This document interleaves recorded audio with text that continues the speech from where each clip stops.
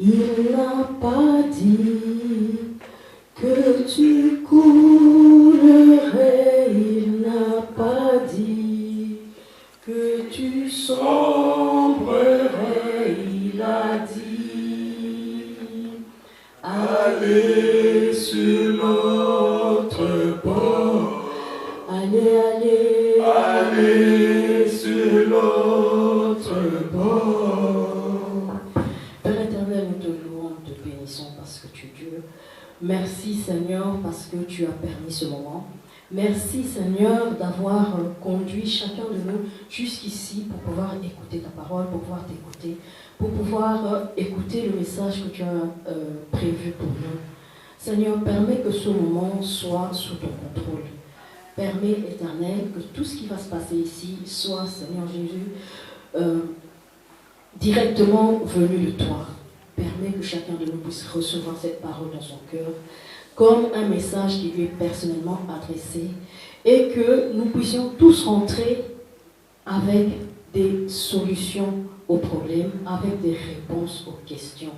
Éternel, bénis ce moment, sois au contrôle, que ton Saint-Esprit soit ici, que le feu du Saint-Esprit brûle en ce lieu et détruise tout esprit mauvais, tout esprit de distraction, tout esprit d'égarement qui est là pour empêcher que quelqu'un puisse retenir quelque chose. Seigneur, que ton Saint-Esprit puisse être en nous, qu'il puisse ouvrir nos yeux, ouvrir nos oreilles et ouvrir aussi notre intelligence, que nous puissions vraiment capter ce que tu veux nous dire.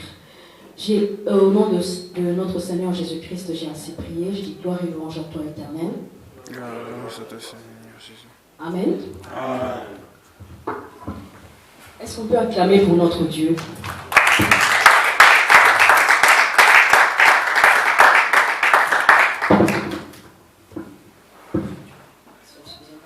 La technologie, parfois, c'est pas toujours évident.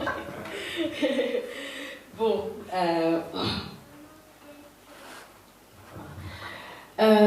Chers frères et sœurs dans le Seigneur, je vous salue au nom de Jésus.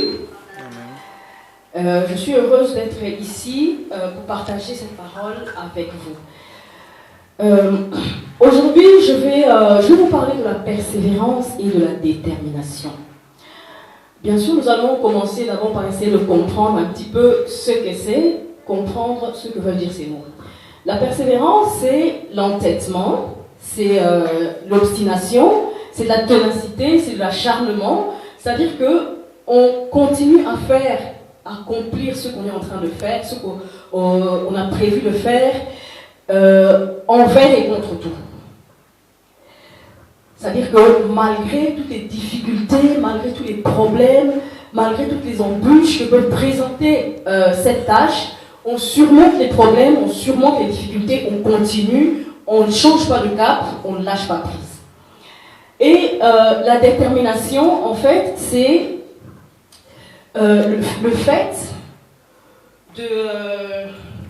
la détermination, c'est le fait de décider fermement d'atteindre un but. C'est-à-dire que la détermination, c'est toujours la même lancée que la persévérance, mais on vise un but. La détermination ne se conçoit pas sans la persévérance. Donc, on dira que si tu es déterminé à atteindre un but, tu vas persévérer pour pouvoir y arriver. Donc, la détermination, c'est en rapport avec la finalité, avec le but, avec l'objectif qu'on veut atteindre. Et la persévérance, c'est le processus qu'on va mettre en place pour pouvoir nous permettre d'atteindre ce but. Alors, la plupart des gens qui ont marqué leur temps, la plupart des gens qui ont fait connaître leur nom sur cette terre, ils y ont eu recours à un moment ou à un autre de leur vie. Alors, donc, si tu vas, par exemple, t'entretenir avec Alexander Graham Bell, bon, je sais bien que la personne est déjà morte, mais bon, voilà, c'est la personne qui a inventé le téléphone, donc il t'aurait expliqué que c'était pas facile, que avant les années 1854, ils ont cherché, ils ont travaillé, ils ont essayé de montrer quelque chose qui n'était pas adapté, ils ont encore continué, cherché, 1876, là ils ont pu sortir un téléphone qui était quand même un peu adaptable, mais ça leur a quand même pris 20 ans d'acharnement. Et là on n'est même pas encore au GSM d'aujourd'hui. Donc il faut voir que depuis les années 1800 jusqu'à aujourd'hui, quel chemin on a fait pour pouvoir arriver au téléphone qu'on a maintenant. Donc c'est un peu de cela que je vais vous parler aujourd'hui. La détermination, la persévérance, le fait d'être constant dans une voie, tenir jusqu'au bout, tenir ferme, ne pas lâcher prise et continuer malgré les circonstances, malgré les conditions, malgré tout ce qui peut se passer, qu'il vente, qu'il pleuve, qu'il neige.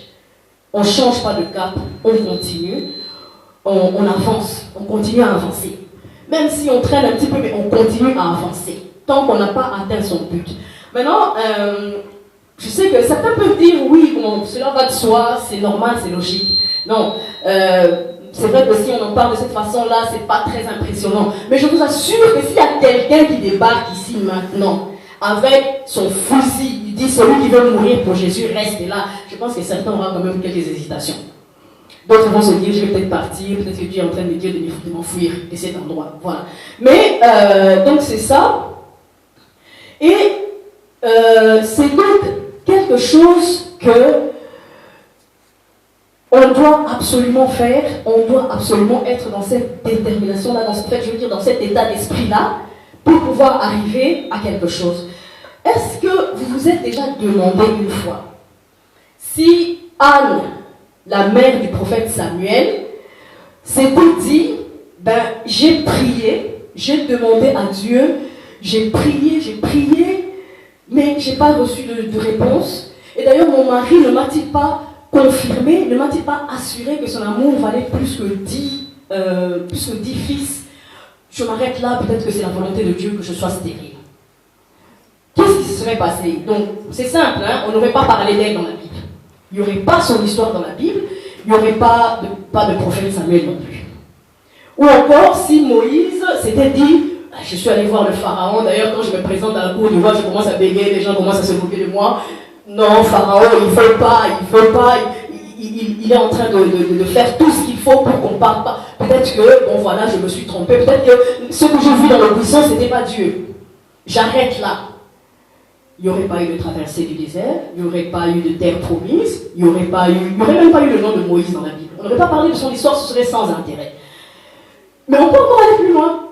Si Marie, la mère de Jésus, s'était dit, c'est trop difficile, cette grossesse, depuis que je l'ai commencée, elle est insupportable, il y a des vomissements par ici, il y a des vertiges par là, je n'en sors plus, je pense que je vais mettre un terme à cette grossesse. Qu'est-ce qui se serait passé? Ce serait la catastrophe, je pense. Heureusement que notre Dieu dispose. Donc, je vais vous inviter à prendre votre Bible et à prendre vos Bibles et nous allons lire l'histoire de Job. J'aimerais qu'on puisse regarder un petit peu tout cela à travers l'histoire de Job. Donc on va lire Job 1, 6, 8, 20, 22 et Job 2, 7 à 10.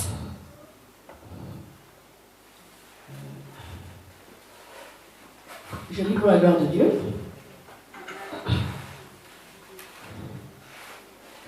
Donc Job 1, 6 à 10. Non, 6 à 8. Oh, les fils de Dieu. Tout le monde a. Job, c'est 351. Dans ceux qui ont des Bibles comme ça, c'est 351. Pagina. 351. Job 1, 6 à 8.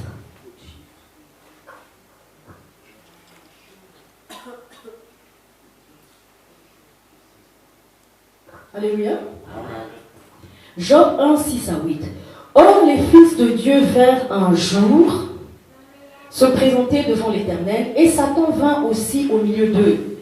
L'Éternel dit à Satan, d'où viens-tu? Et Satan répondit à l'Éternel, de parcourir la terre et de lui promener. Et l'Éternel dit à Satan, as-tu remarqué mon serviteur Job? Il n'y a personne comme lui sur la terre. C'est un homme intègre et droit, craignant Dieu et se détournant du mal. Et alors, on va aller aussi dans Job 1, toujours 20 à 22. 1, 20 à 22.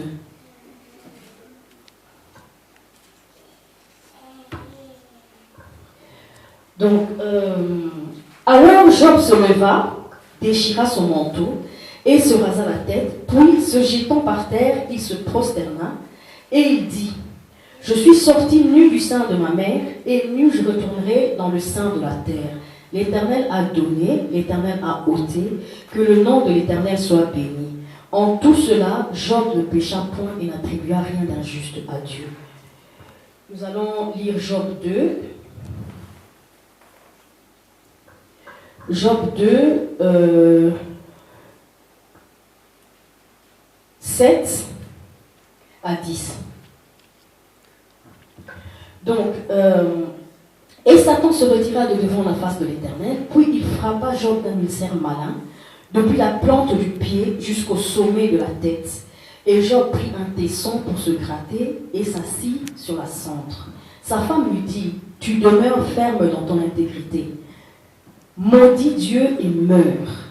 Mais Job répondit: tu parles comme une femme insensée. Quoi, nous recevons de Dieu le bien? Ne recevons-nous pas aussi le mal? En tout cela, Job ne pécha point par ses lèvres. Amen. Amen.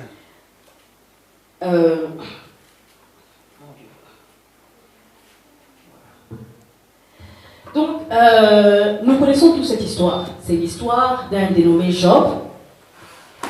Job était un homme intègre. Il vivait bien avec tout le monde.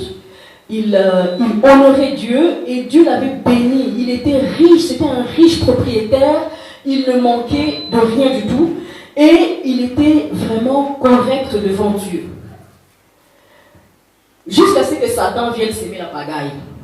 Donc Satan est venu, il s'est introduit dans sa vie et Job a tout perdu. Mais cette histoire, la fin de cette histoire nous dit que la personne, on n'a pas tout lu, mais on ne sait pas tout lire maintenant tout de suite. Mais bon voilà, la fin de cette histoire dit que la persévérance de Job, sa détermination, ont fait que Dieu puisse les restituer dans ses droits. Mais j'aimerais quand même qu'on puisse retracer un peu, passer un peu et examiner cette histoire. Donc, de cette histoire, nous pouvons tirer deux vérités. La première vérité, c'est que personne n'est à l'abri des difficultés. Voilà. La Bible nous dit que Job était un homme intègre, craignant Dieu et se détournant du mal. Et nous voyons que lorsque Dieu s'adresse à Satan, il est rempli d'éloges pour Job. Il est vraiment donc fier de parler de Job à Satan. Est-ce que tu as remarqué tout ça? Donc, Job, Dieu était content de lui. Job avait su attirer l'attention de Dieu par son comportement, par son mode de vie. D'ailleurs, j'aimerais dire à quelqu'un aujourd'hui, ce qui fait que tu sois chrétien, ce n'est pas tant que tu pries. Prier, c'est bien. Jésus nous a demandé de prier en tout temps. C'est pas tant que tu ailles à l'église.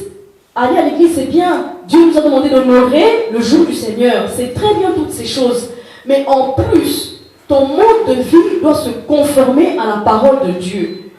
Et c'est l'ensemble de tout ça qui va faire que tu sois un chrétien. Parce que justement, chrétien, on a appelé les gens chrétiens parce que on a vu que ces gens-là vivaient comme Jésus.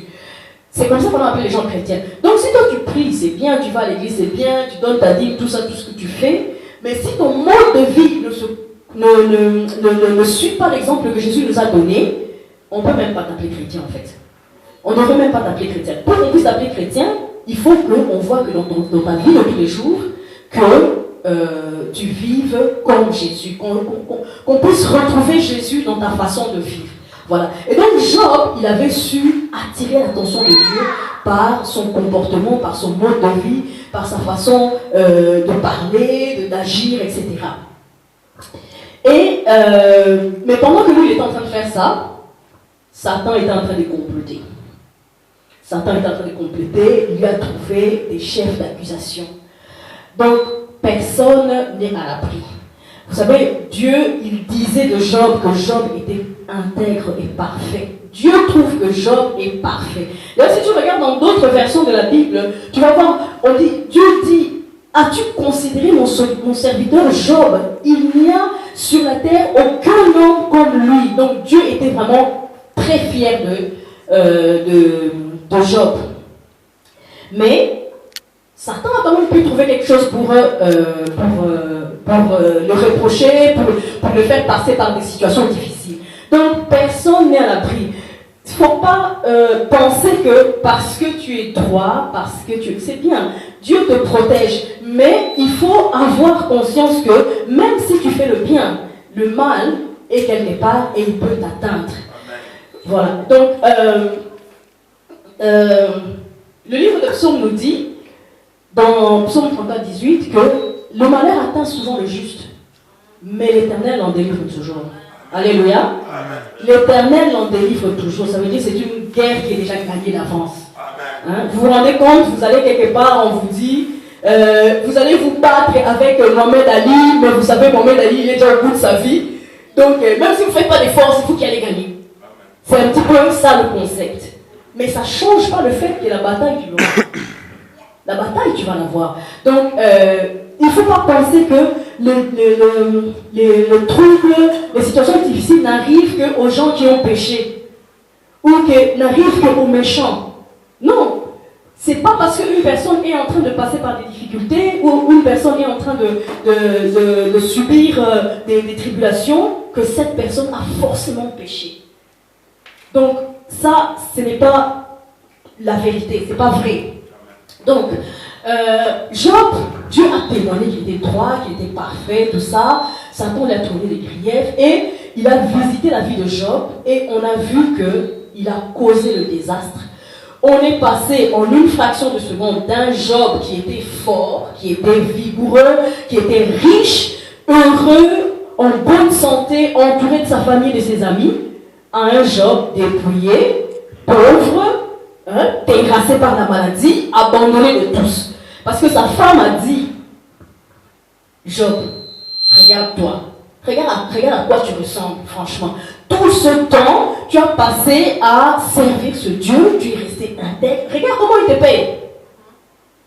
Maudis-le et puis tu meurs, comme ça t'en finis avec cette histoire. Nous autres les femmes, parfois on sait mettre des commentaires. Regarde Dieu là, Dieu tout le temps en train de dire Dieu, regarde-toi maintenant. Donc, et même ses amis, des gens qui ont partagé la vie de Job, des gens que Job invitait, ils ont mangé ensemble, ils ont dormi ensemble, ils ont passé du temps ensemble, et même ces gens-là, ils étaient persuadés que Job avait commis les péchés, ils étaient persuadés que Job subissait la colère de Dieu. Et Job s'est retrouvé seul à clamer son innocence. Donc il s'est retrouvé seul à dire qu'il n'avait rien fait, qu'il ne comprenait pas ce qui lui arrivait. Mais la Bible dit, dans toutes ces choses, Job ne pécha point. Amen. Dans toutes ces choses, Job ne pécha point. Donc, il est resté dans son intégrité, il est resté constant, donc il est resté déterminé. Ce qui nous emmène donc à notre deuxième vérité. La deuxième vérité, c'est de tenir ferme jusqu'au bout. Voilà. Donc, bien aimés, je voudrais vous inviter à vous imaginer un peu, vous mettre un peu dans le contexte de la vie de Job. C'était un riche propriétaire béni de Dieu.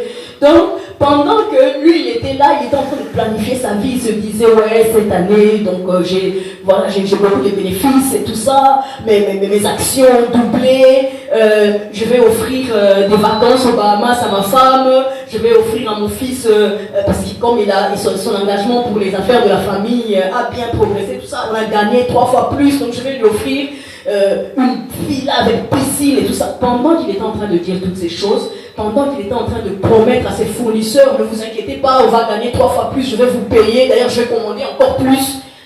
Au moment où il était en train de faire ça, il y a un serviteur qui vient, qui lui dit, écoute Job, d'ailleurs tout ton troupeau là-bas a péri. Ah. Donc, vous voyez, Job qui s'arrête net, il se dit pardon, et le type n'a même pas encore fini d'expliquer, un deuxième qui arrive. Ah, mais tu sais, toutes les maisons que tu avais, l'immeuble que tu avais acheté, là, tu vois l'immeuble prestigieux, là, tu avais mis l'hôtel et tout ça, tout le monde allait, c'était, cet immeuble-là a pris feu. Oh, mais Job s'est dit, mais c'est pas possible, c'est quoi cette histoire encore? Et pendant qu'ils étaient en train de parler, un troisième encore arrive, un quatrième arrive.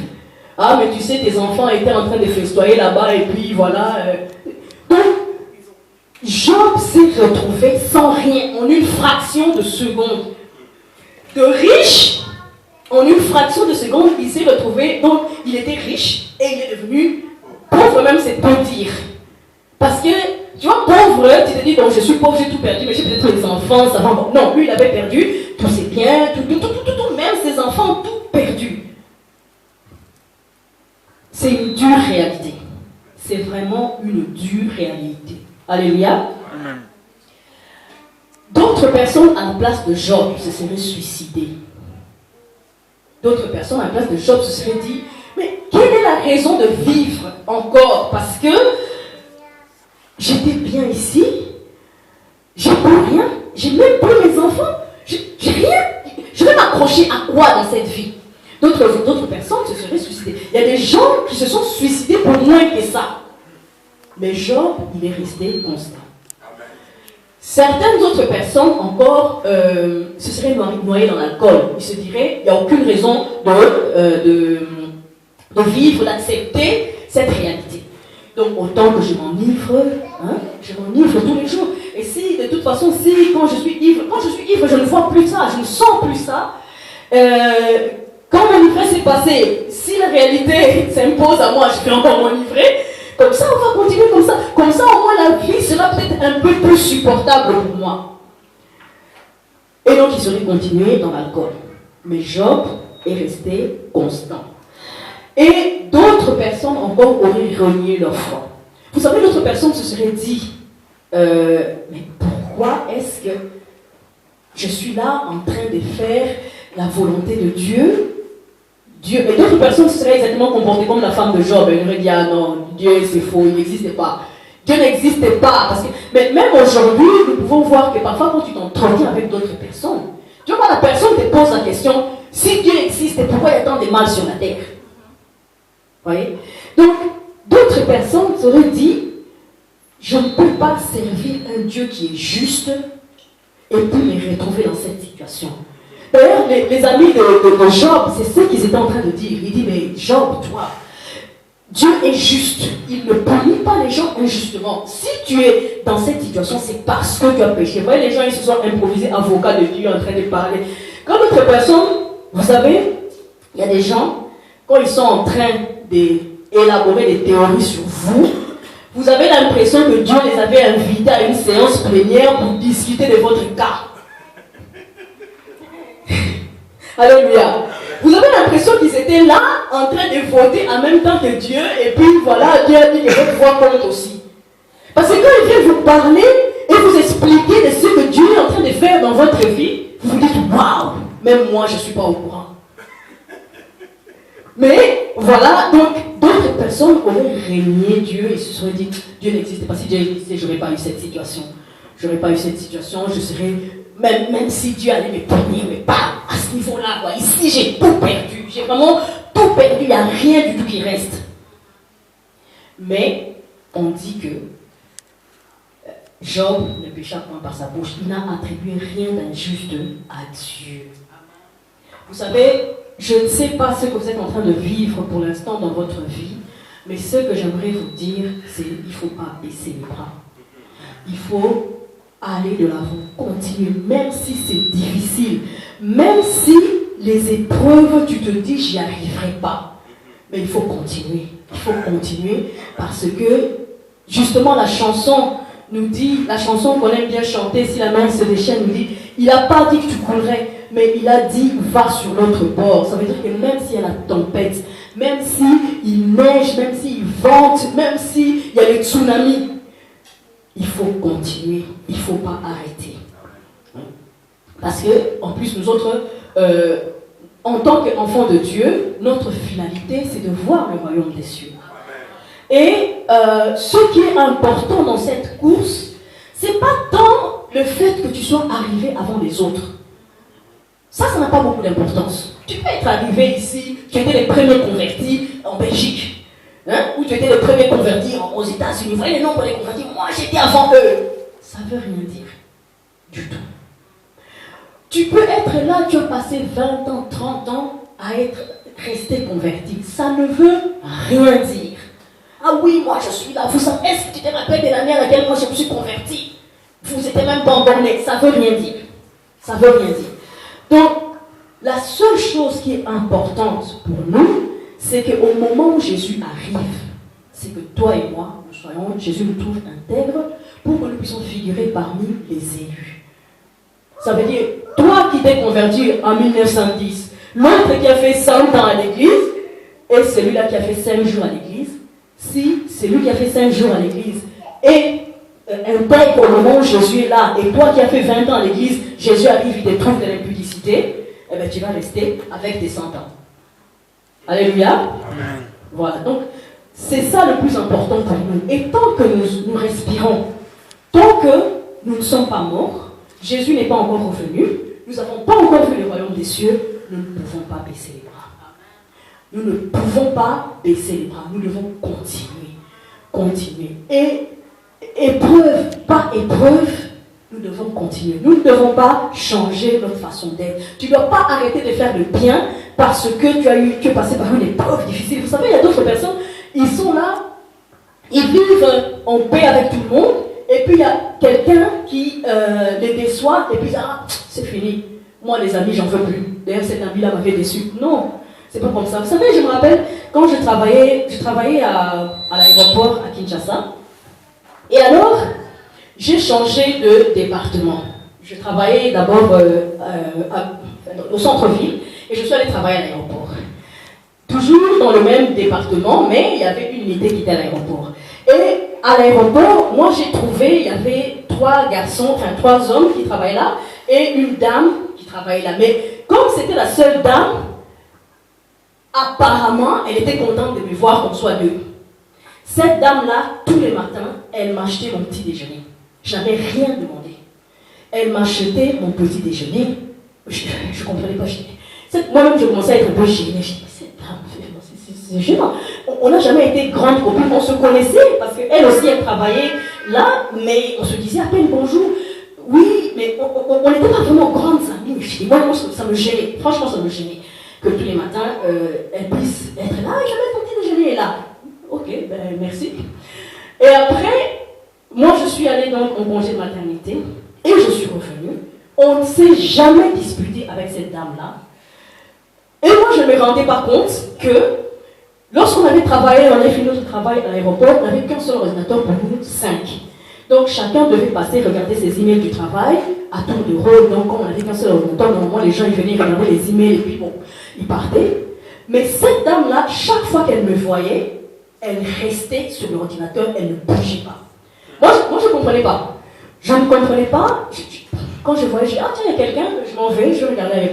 Et puis, il y a un garçon qui vient m'appeler, un des gars avec lesquels on travaillait, qui me dit, parce qu'il y avait un jour où j'avais demandé le visa pour venir ici, parce que il fallait que je vienne ici pour faire des démarches et tout ça pour ma fille. Et alors, j'avais dit, je prends congé, je vais aller en Belgique, mais je vais d'abord demander le visa. Si j'ai le visa, je pars. Et si je n'ai pas le visa, ben, je ne sais pas partir. Donc j'avais retardé mon congé parce que j'avais toujours pas le visa, etc. Et alors un jour, depuis la maison, j'ai appelé. J'ai appelé pour parler avec un de mes collègues qui lui était vraiment un grand ami. Et alors il me demande, Isabelle, est-ce que tu as eu le visa? J'ai dit non, finalement, je n'ai pas eu le visa. Mais pendant qu'on était en train de parler comme ça, cette dame-là, elle est passée à côté. Elle a dit, d'ailleurs, notre maman prophétesse, ça veut dire qu'elle n'aura jamais de visa. Voilà. Donc, quand je suis revenue du travail, il y a un garçon qui travaillait avec nous qui m'a dit, mais pourquoi est-ce que tu es ami avec elle? Pourquoi est-ce que tu es... Je veux dire, c'est bien, tu es poli, tu lui dis bonjour, mais arrête-toi là, ne lui parle pas de tes affaires. Parce que regarde ce qui s'était passé, regarde ce qui s'était... D'ailleurs, elle ne t'aime pas, cette fille-là. Elle ne t'aime pas parce que l'ordinateur ici, même quand elle a déjà fini, elle préfère rester là, jouer aux cartes. Surtout quand elle te voit passer là, elle reste là, elle se dit, elle ne va pas avoir l'ordinateur aujourd'hui. Mais moi, je ne savais pas tout ça, toutes ces choses. Je ne lui avais rien fait de mal. On s'entendait soi-disant bien, mais la dame, elle ne me supportait pas. Pourtant, quand je suis arrivée là, elle m'a acheté mon petit déjeuner, tout était bien. Donc, on ne sait pas, tu ne sais pas qu'est-ce qui se passe dans le cœur des gens à qui tu fais le bien. Tu ne sais pas qu'est-ce qui se passe autour de toi. Ce que les gens disent, parfois on sait, parfois on ne sait pas. Peut-être Dieu peut te faire la grâce comme moi.